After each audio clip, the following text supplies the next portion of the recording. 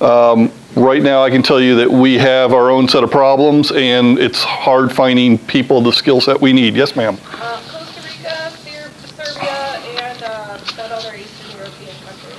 And I can tell you I see issues already with some of those countries. Trust us, we're just going to be doing your security. There is a lot of outsourcing ongoing of security, and it gets talked about quite often, and it is a real interesting problem because it is going overseas. And one of the first things I always remind our legal team is that you have to understand anybody in security needs to have very powerful rights across the board, depending on what they're doing. A good example is incident responders. Incident responders basically have admin rights across everything because that's how you respond.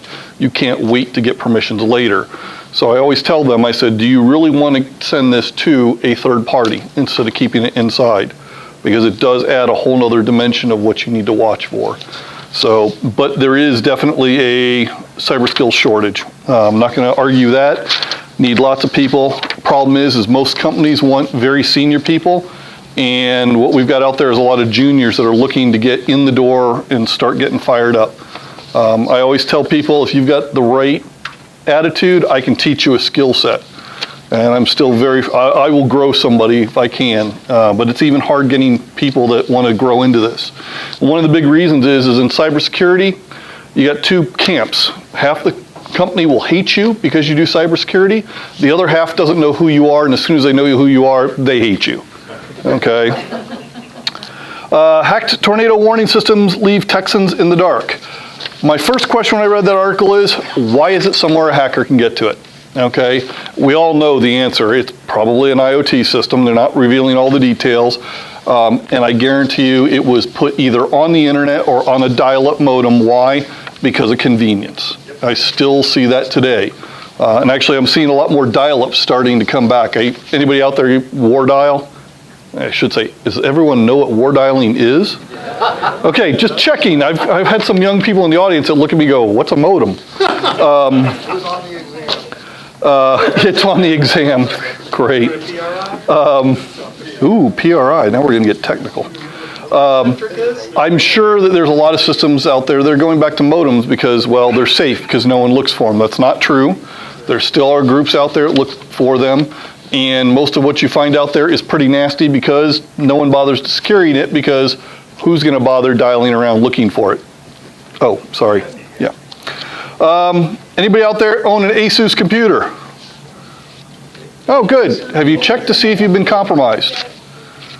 I don't know. It's been off for a while. Over 1 million Asus computers hacked. A state-sponsored actor hijacked Asus's live automatic software update server between June and November of last year.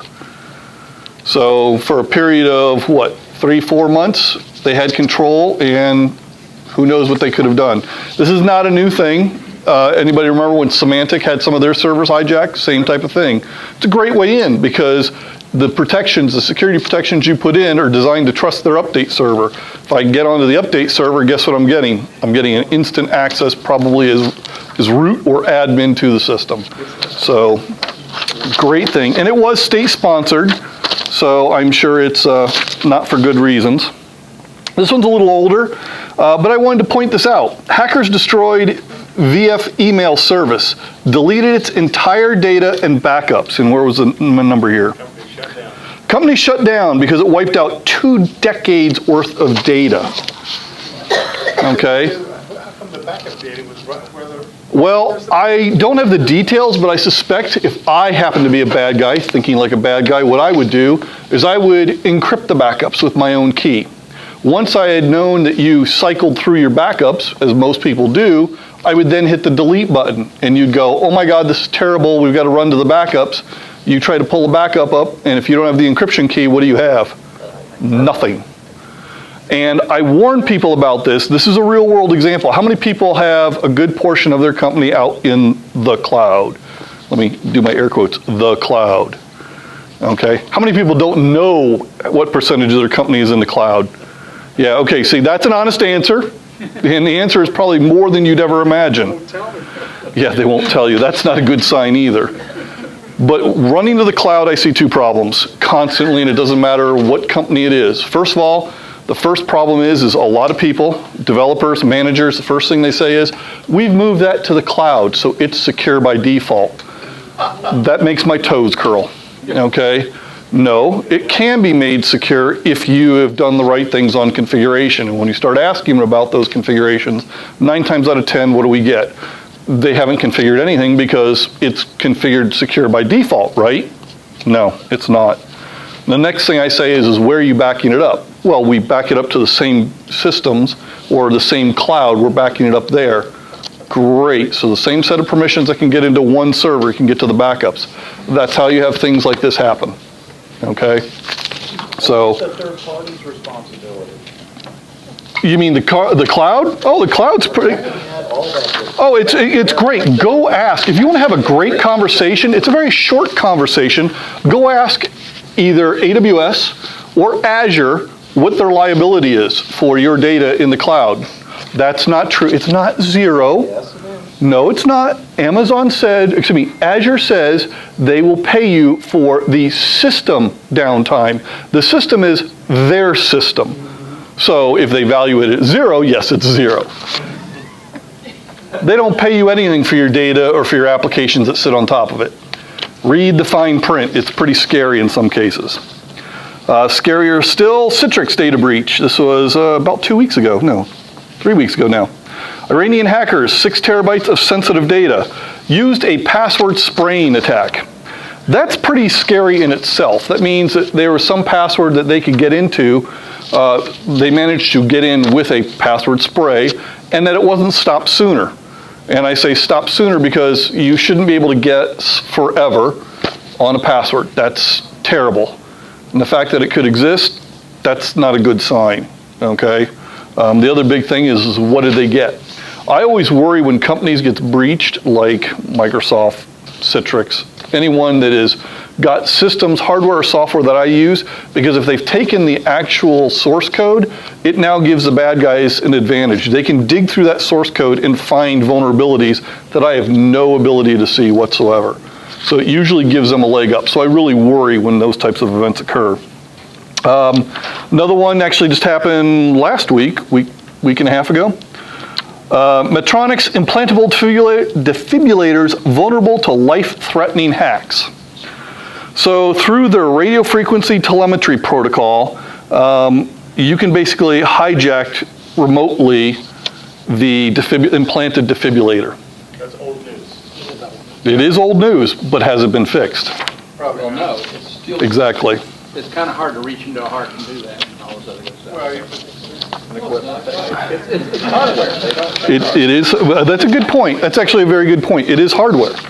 And the question is do you make it so that that type of code can be updated remotely? That's pretty terrifying too. Yeah, it is. Imagine going to the doctor to be updated that way. What if there's a problem with the update? What do you do? Okay. Yes. Puts the person in the kill chain. It puts the person very much in the kills chain. You're going to see a lot, you see this a lot with hardware, in that it's in hardware, we'll fix it next generation. Case in point, all the Intel chip problems that we're seeing. Okay, the only way we're ever going to get out from underneath the Intel chip problems is for the next generation of chip. We're not going to get ahead of that. We're just going to keep playing whack-a-mole. Because I do incident response, Slack is now being used for command and control for malware. Great, just what I needed, another source of command and control to look for. Because, I don't have enough to do all day long. Actually, I'm kind of amused by some of those types of things because people, when say, you blocked my command and control channel for somebody to figure out a clever way of doing things such as that, that's actually kind of interesting. Organizations suffered data breaches due to mobile devices. Companies not meeting bare minimum mobile security standards. This article was interesting because it said 4 basic protections, and I'm like, okay, these are real basic. Encrypting data on public networks, changing default passwords, regularly testing security systems, and restricting access to data on a need-to-know basis. So 80% of the organization said, yeah, we do all that. But actually, only 12% had implemented all that. So there's a huge problem. 80% said, yep, we're doing all that, when in reality it was 12. Not uncommon, okay? A lot of times I see people write great security down on paper, but in implementation, it doesn't exist, okay? And the challenge for us is that we have to be right 100% of the time. The bad guy only has to be right once. And that's a great example of how they win. Anybody out here own a Toyota?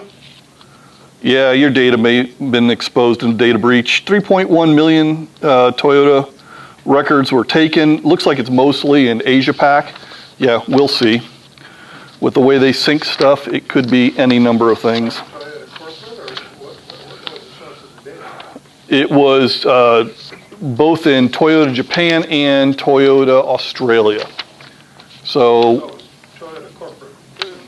we would have to know how they're architected and structured, at least in 2 different locations. By used. Huawei challenges United States on constitutionality of equipment ban. So obviously you heard the U.S. government has said, Huawei, your equipment is bad. We think the Chinese government has gotten access into it, and they're challenging it.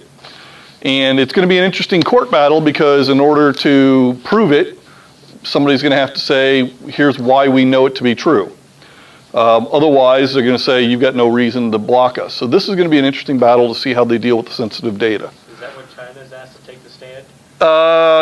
Probably they would force the U.S. to take the stand and say, prove to us it's bad, because, you know, our own laws get turned against us. And that's what's going to happen here, is they're going to say, prove to me that I'm bad in your country. It's a great way. You turn around the laws and make yourself look, or make them look bad. Although, right below that article is Microsoft researchers find NSA-style backdoor in Huawei laptops. Well, might be a short court case. See it all the time, though, where the court gets used for various things. This one irritated me. Office Depot rigged PC malware scan to sell unneeded $300 tech support. I have a hard enough time implementing security. I don't need somebody scamming somebody using the security fear. That doesn't help me at all. There's another MBR trashing that has the manifesto, the Christchurch Killers manifesto running around. And I thought it was interesting because they were like, wow, MBR trashing, that's new. No, it's not. We had those types of malware back in the early 80s, not new. So what's interesting is we're rediscovering things that we've already fought those battles, which is not a good sign. How many people heard about the Intel issue, the latest one, with the Visa virtualization of internal signals architecture? Yeah, let's watch how that one unfolds. Basically, it's designed to check the chips in manufacture. Okay, that's what it's designed for. Well, researchers have found that they can actually use it to get information that they shouldn't be able to get and hide data in spots they shouldn't be able to hide it. Again, it is undocumented, meaning most people didn't know about it. Now that it's out in the wild, I'm sure it will get exploited with things. It will be interesting to watch and see how it gets developed. But stay tuned to that page. And we already talked about Toyota. Again, I own one, so I think those are always lovely to get. And I think that's the last major one I got. I don't want to take too much time.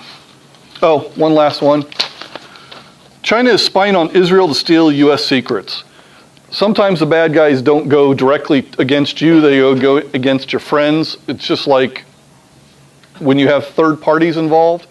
If you look at supply chain management risk, a lot of times the problem is not with your supplier, company ABC, it's with the fact that company ABC outsources to John and Jane Doe's computer, which is run out of their garage, okay? Like the Target hack. That's actually a great example of that. But this is not an uncommon problem, and it's going to continue to grow. And I can tell you right now, and what I do looking at risk to our company and starting looking down the supply chain, oftentimes we find problems not with our immediate supplier, but with their supplier or even the supplier to them. And usually when we find problems, it's really, really bad. Like when you ask them, well, what's your security policy? And they go, what do you mean? What's a security policy? That's a bad way to start the conversation.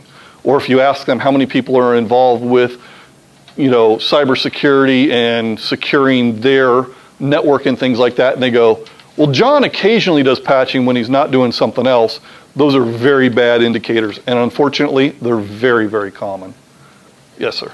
How much fun was the server micro hack? That one will continue to be because there's still a lot of finger pointing on going on whether or not there really was an issue or not. Again, I put this in with the Huawei stuff. You know, are you going to be able to see really the information of whether or not they're good, bad, or indifferent? And the answer is you'll never know it. So here's where you have to take it one way or the other. Question. Yes? Biggest issue I find out there's companies out there, how they outsource their advertising. We talk about social media companies left and right, but they're it's just across the board, you know, Yep. cheapest way they could possibly do Yep. it. That's where the moment really is. Yeah, again, when you have something, and I fought this battle recently, you know, trying to get security on some of the latest Docker and Kubernetes stuff. You know, in order to secure it, people said, okay, well, how do we do it? Well, here's a couple of ways of doing it. Here's the products.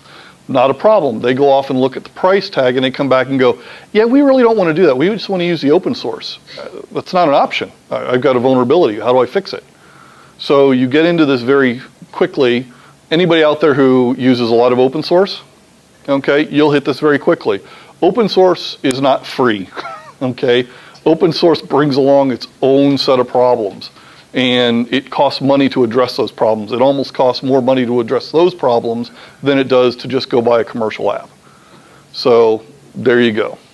Yes, sir. Did you hear about Project Raven with UAV intelligence? No, I haven't heard about that one. That doesn't surprise me. There was another article I didn't dig into, but apparently on the Android platform on their App Store, they found 20 plus apps that basically are associated with state-sponsored and have embedded spying information with them so they can siphon information off of devices. And a lot of those organizations, from my quick read of it, were located over in the Middle East. That's the state sponsors were coming out of that area. Cybersecurity, or excuse me, cyber warfare has changed a lot. A lot of countries have realized how powerful it is for very little cost. Vietnam is now starting to do stuff as well, starting to do attacks and things like that.